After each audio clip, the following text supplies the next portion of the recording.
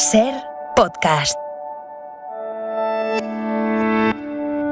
El gobierno de la Comunidad de Madrid quiere impedir que se cree una comisión de estudios sobre el estado de las residencias de mayores. Una comisión en la que obviamente se tendría que analizar qué pasó en esas residencias para que miles de personas murieran durante lo peor de la pandemia. Hace unas semanas justo estuvo aquí en Hora 25 el entonces consejero de Políticas Sociales de Ayuso, que nos contó que existía un protocolo que impidió derivar a los hospitales a personas que estaban en las residencias y que no recibieron la atención sanitaria que necesitaban. Él, Alberto Reyero, llegó a mandar un mail, un correo, advirtiendo de que esas personas iban a morir de forma indigna, pero no surtió efecto.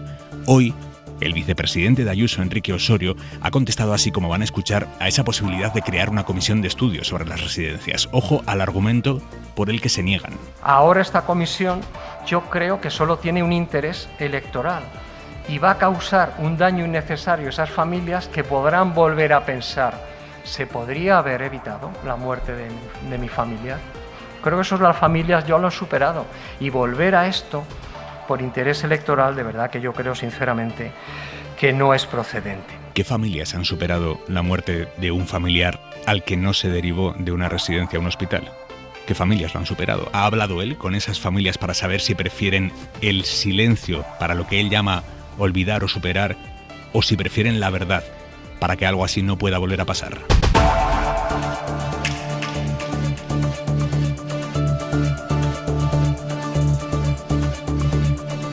Vamos ahora con todo lo demás. Antes el tiempo, Jordi Carbó. Buenas tardes. Las próximas horas va a llover en 2 puntos del país. Por una parte en el Cantábrico, la próxima madrugada lluvia no muy intensa pero persistente durante unas cuantas horas.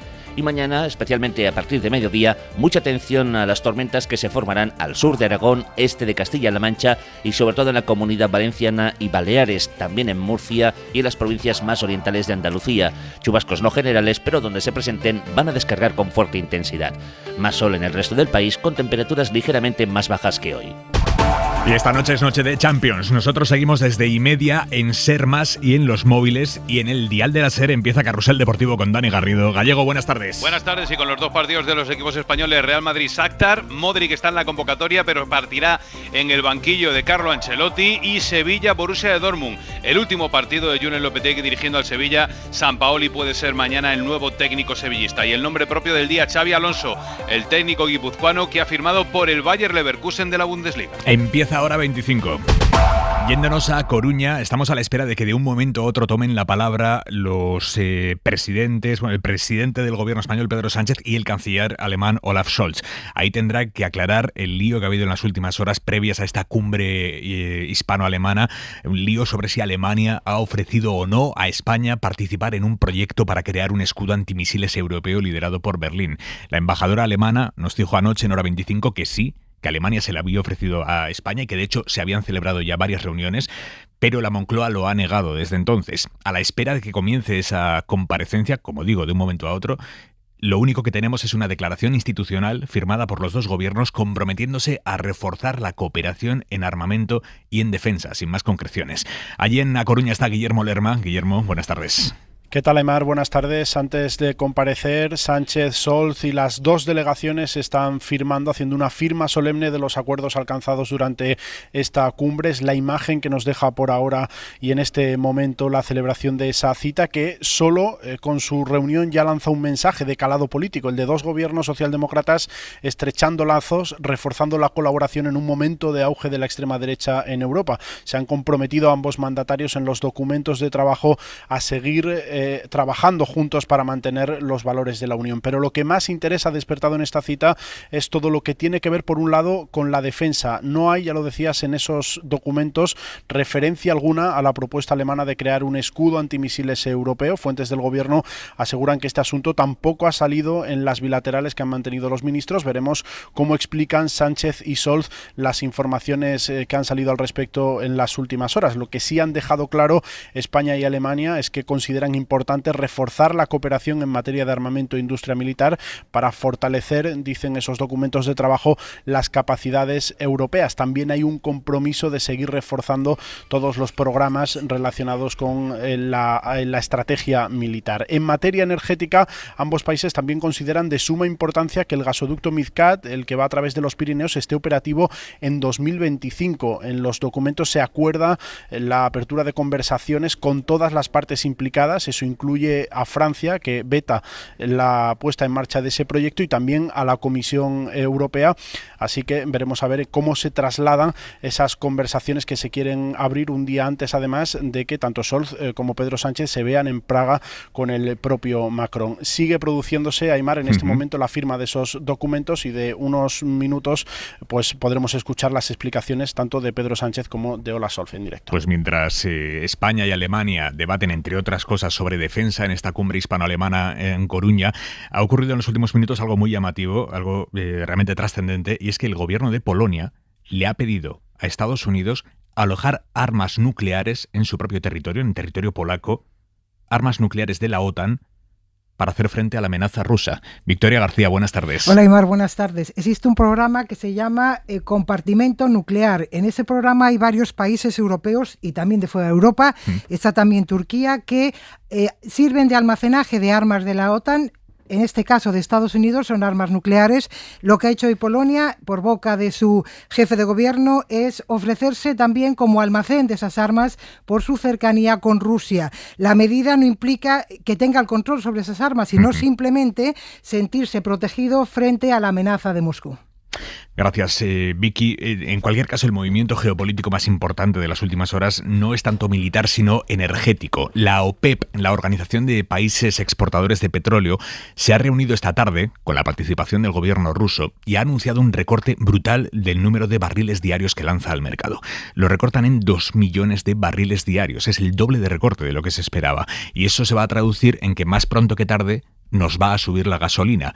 El petróleo, de hecho, está subiendo ya considerablemente. Pablo Anzola, buenas tardes. ¿Qué tal? Buenas tardes. Sí, la decisión que toma el cártel del petróleo de la mano de Rusia ha hecho repuntar al Brent esta tarde hasta casi los $94 por barril, y el impacto que veamos sobre el precio de los surtidores será casi inmediato. Darío García es analista de mercados de XTB. Van a generar un incremento de los precios en el litro del carburante. Puede que tarde varios días, que a lo largo de la semana que viene sí empecemos a ver un incremento sustancial. La decisión añadirá más presión a la inflación en Europa. El de hoy es el mayor recorte de producción de petróleo de la OPEP desde la pandemia. Es el doble del previsto por el mercado, y aunque desde la Organización de Exportadores justifican esta reducción en base a sus previsiones de que la demanda se enfriará por la ralentización económica, lo que busca por encima de todo la organización es sostener unos precios del crudo que han caído casi un 20% desde los máximos anuales que marcó en el mes de junio. Movimiento que, aparte de en el surtidor, tiene implicaciones en el curso de la guerra. El petróleo ruso, con menos barriles en el mercado, cotiza más, y eso tiene una repercusión geopolítica muy importante. Javier Ruiz, jefe de economía de la SER, buenas tardes. Buenas tardes. Sí, la primera consecuencia va a ser en el surtidor, donde esta vuelve a ser la banda sonora. Con estos precios, hacer un viaje largo y hacer una ruta te limita bastante. La Reserva Federal tiene calculada que la subida de $10 en el precio del petróleo supone 2 décimas más de inflación y 1 décima menos de crecimiento, así que eso es lo primero que vamos a notar. Pero hay además un desafío político, porque Joe Biden fue el hombre que cerró aquel castigo a Bin Salman, al líder saudí. Pese a que había asesinado a Jamal Khashoggi, pese a que había muerto un periodista descuartizado por órdenes saudíes. Ahora, Arabia Saudí, socio de Estados Unidos durante 75 años, se pone del lado de Rusia. Y tercera implicación, tercera consecuencia, Rusia gana esta batalla económica porque consigue que su primera fuente de ingresos, el petróleo, se encarezca. Muchísimo. Lo vamos a ampliar en Hora 25 de los negocios, ampliaremos eso y la noticia que hoy estamos contando en la SER, noticia económica. El gobierno prepara un nuevo sistema para calcular la tarifa regulada del mercado de la luz. Es la PVPC, la que tiene 1 de cada 3 consumidores, entre ellos los más pobres. Porque para poder beneficiarse del bono social, el usuario vulnerable tiene que tener contratada esa tarifa, la PVPC. El problema es que es una tarifa muy voluble, que depende de los distintos precios que marca la luz a lo largo de un día, y esas subastas oscilan muchísimo. Para reducir esas oscilaciones, el nuevo modelo que prepara el gobierno creará una especie de cesta con referencias temporales más estables que la del día. Javier. Sí, lo que se pretende es cambiar cómo se compone el precio para evitar volatilidades. A día de hoy eso se ancla con el dato de un día en concreto, de forma que si ese día baila toda la factura. Ahora se pretende establecer una triple referencia, una mensual, una trimestral y una anual, y calcular la media para dar la estabilidad de todo el año. Ese es el nuevo plan del Ejecutivo, que dice va a reducir la volatilidad de un tercio prácticamente, de un 27% actual a un 17% en el futuro. A partir de aquí se abre un calendario express, se abre ya a consulta pública para que los consumidores opinen. Algunos, Facua lo hacía, dicen ya: necesitamos menos volatilidad, pero sobre todo la prioridad tendría que ser precios que sean menos caros. El sistema entrará en vigor a partir de 2023 de forma gradual y estará plenamente operativo en 2025. Va a afectar a 9 millones de usuarios, los que pagan el PVPC, la factura regulada, 1 de cada 3 contratos de la luz. Gracias, Ruiz. Precisamente las medidas anticrisis que está poniendo en marcha el Gobierno han sido las protagonistas hoy en la sesión de control al Ejecutivo en el Congreso, por boca de la vicepresidenta económica, Nadia Calviño. Vicepresidenta económica, por cierto, cada vez más política, a tenor de las respuestas que le ha dado al portavoz de Vox, Espinosa de los Monteros. Desde que ustedes han llegado a este gobierno, señorías, no conozco ningún español que haya prosperado, excepto ustedes, por supuesto, ustedes y los indocumentados de Podemos. Dice usted que no conoce a ningún español que se beneficie de la acción de este gobierno. Pues tiene usted que revisar a sus amigos. ¿Eso quiere decir que no conoce a nadie que perciba el salario mínimo interprofesional? ¿Que no conoce a nadie que se beneficie de las becas? ¿Que no conoce a nadie que se beneficie de la inversión en educación? ¿Que no conoce a nadie que se beneficie de la sanidad pública, del transporte público gratuito, de las ayudas a los autónomos, de los ERTES, de la ayuda a las familias que tienen niños pobres?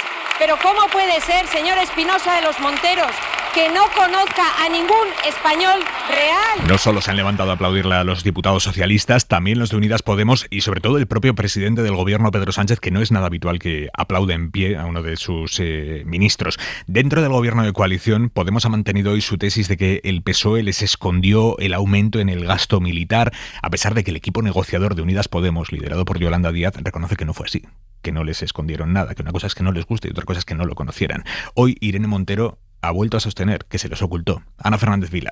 Sí, Podemos dar un paso más con la ministra de Igualdad poniendo voz a esa acusación contra el PSOE en 4. Normalmente cuando terminamos la negociación de presupuestos el socio mayoritario nos enseña el cuadro presupuestario completo. Esta vez no ha sido así, por eso no conocíamos esa forma en la que se iba a vehicular el aumento del gasto militar ni que se iba a producir. Pero desde el entorno de Yolanda Díaz, al frente del equipo negociador, siguen sin respaldar esa acusación, mientras que el PSOE aprovecha las distintas versiones de sus socios para defenderse. María Jesús Montero. Yo lo que internamente gestione cada uno no lo sé, sería, pues como diría, menospreciar, ¿no?, la capacidad de interlocución de aquellos que no hablan en nombre de esa formación política, pensar que nos van a preguntar por eso. Discrepancias que vuelven a tensar las costuras de la coalición y también de Unidas Podemos, a pesar de que sí han logrado pactar los presupuestos. Vamos a volver en directo a Coruña. Está compareciendo ya el presidente del Gobierno tras su reunión con el canciller alemán Olaf Scholz. Está hablando de energía ahora mismo Pedro Sánchez.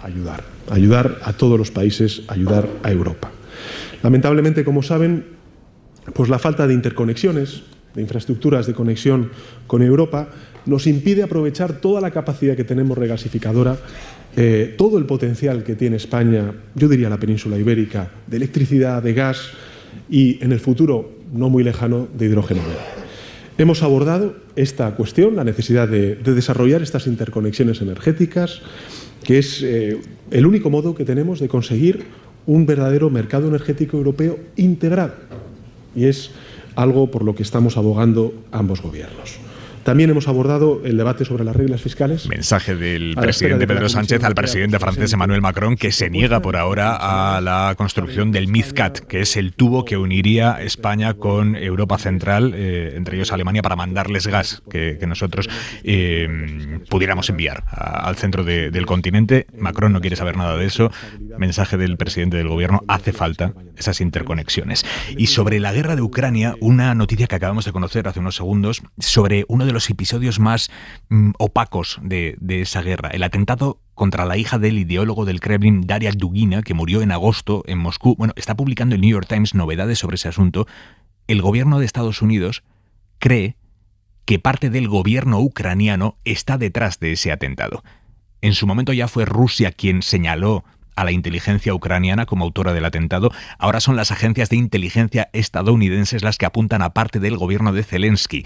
Pablo Morán, jefe de internacional de la cadena SER, buenas tardes. Hola Aimar, buenas tardes. Es interesante esta información del New York Times, sí, porque revela una brecha de confianza, ¿verdad?, entre Washington y Kiev. La información es esa que apuntabas, la de que agencias de la inteligencia norteamericana creen que al menos parte del gobierno ucraniano autorizó ese ataque con coche bomba que acabó con la vida de Daria Dugina, la hija de ese ideólogo de referencia en el Kremlin. Creen que esta puede ser solo una acción de un plan más amplio de Kiev, que puede derivar, según Washington, o así teme Washington, en una escalada bélica mayor. Estados Unidos no participó en ese ataque de agosto, aunque aportó información de inteligencia y otro tipo de asistencia, según recuerda el New York Times, pero el caso es que no fue informada de lo que iban a hacer, y eso es lo que molesta en Estados Unidos. De hecho, se habrían opuesto a este plan de Kiev por los altos riesgos que implica, según las fuentes consultadas por este diario, que habla, Aimar, de frustración entre los agentes estadounidenses por esa falta de transparencia de Ucrania. Esos altos cargos ya han trasladado a Kiev su malestar. Su temor es que este tipo de acciones desencadene represalias de Moscú contra altos cargos de Ucrania. Pablo, gracias. Hasta luego. Hora 25. Aimar Bretos. Votos emitidos 259, sí 128, no 113, abstenciones 18. Señorías, queda definitivamente aprobado por las Cortes Generales. Así ha aprobado definitivamente el Senado esta norma, la Ley de Memoria Democrática, tras superar las enmiendas a la totalidad que habían presentado el PP, Vox, Ciudadanos y UPN. Vamos a repasar rápidamente qué cambia con esta nueva Ley de Memoria Democrática. ¿Qué implica? Adela Molina, buenas tardes. ¿Qué tal? Buenas tardes. La ley declara ilegal la dictadura franquista o las sentencias de sus tribunales y asume como una responsabilidad del Estado las exhumaciones de fosas. Habrá planes plurianuales o una fiscalía especial.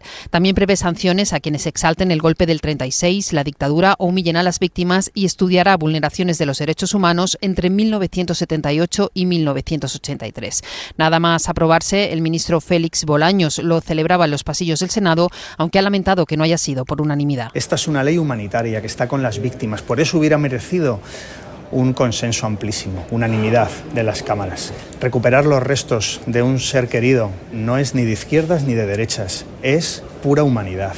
Y eso es lo que hace esta ley fundamentalmente. Los grupos de la derecha califican la norma de sectaria y PP y Vox ya han avanzado que la derogarán si gobiernan. Esquerra Republicana, socio habitual del gobierno, se ha abstenido, como ya hizo en el Congreso. Considera que la ley se queda corta al no derogar la ley de amnistía, lo que impide el acceso de las víctimas a la justicia y la persecución de los crímenes del franquismo.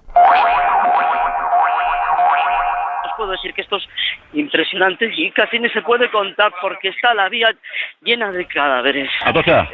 Debe de haber heridos muchos, porque está volcado, no puedo salir de cabina. Vale, tranquilo, Magrista. Es que horror.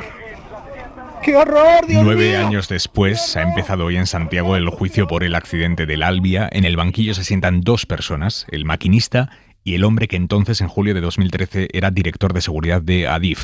Los dos están acusados de 80 delitos de homicidio, uno por cada persona que murió al descarrilar el tren, 145 de lesiones, todos los heridos, y mañana le toca declarar al maquinista. Radio Galicia, Lara Salgado. Una declaración que es de las más esperadas y que tendrá lugar mañana a partir de las 9:30. Está previsto que Francisco José Garzón solo responda a las preguntas de su abogado, en la que será la segunda sesión de un juicio en el que hoy se despacharon las cuestiones previas. La jueza ha admitido a trámite un vídeo propuesto por el Adif y que pretendía exculpar a Andrés Cortavitante. La tensión de esta jornada ha llegado a su culmen a la salida, cuando el exdirector de seguridad del Adif ha sido increpado por algunas de las víctimas.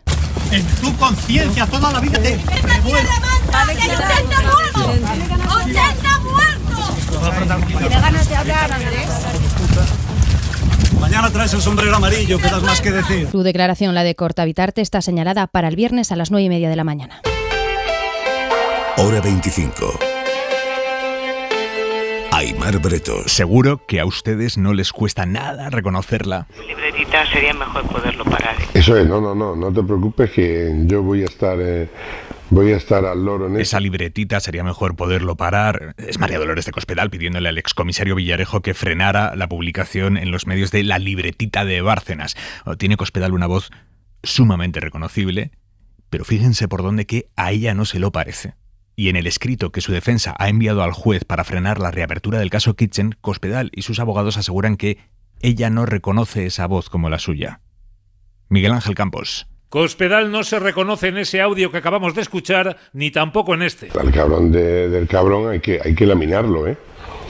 No, yo lo tengo más claro que el agua. Pero todo lo que sea ponerle ahora mismo paños calientes o algo así es un error, ¿eh? Yo no tengo la menor duda. La exsecretaria general del PP niega el contenido y la autenticidad de esos audios, dice que incluso pueden estar manipulados y que en cualquier caso no aportan nada nuevo para reabrir la trama política de la Kitchen. Lo afirma en un escrito firmado y presentado por el mismo abogado e idéntico procurador que habitualmente emplea el PP de Feijóo en sus causas judiciales. Lo vamos a ampliar esta noche. Antes, la mirada de Xavi Vidal Folk. ¿Pero cómo puede ser que no conozca ningún español real?, le ha espetado la vicepresidenta Nadia Calviño al portavoz de Vox en el Congreso, Iván Espinosa de los Monteros.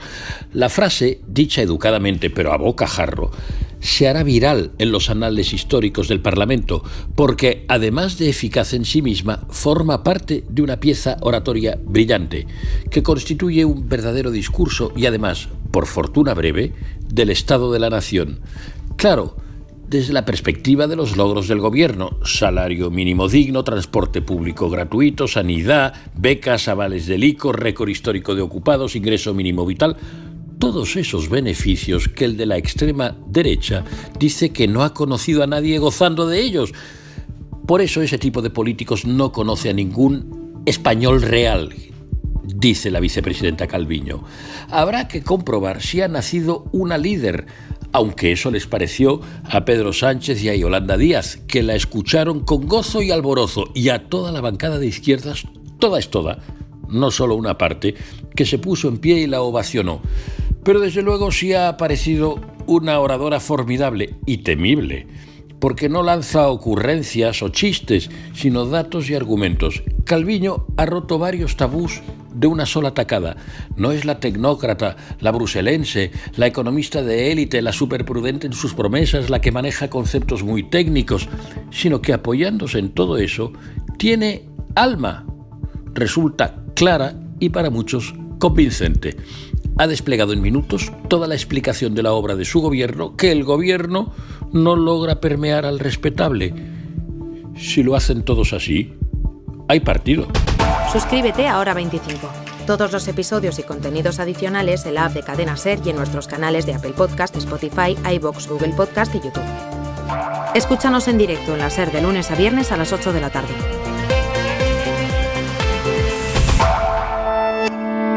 Cadena SER. La radio.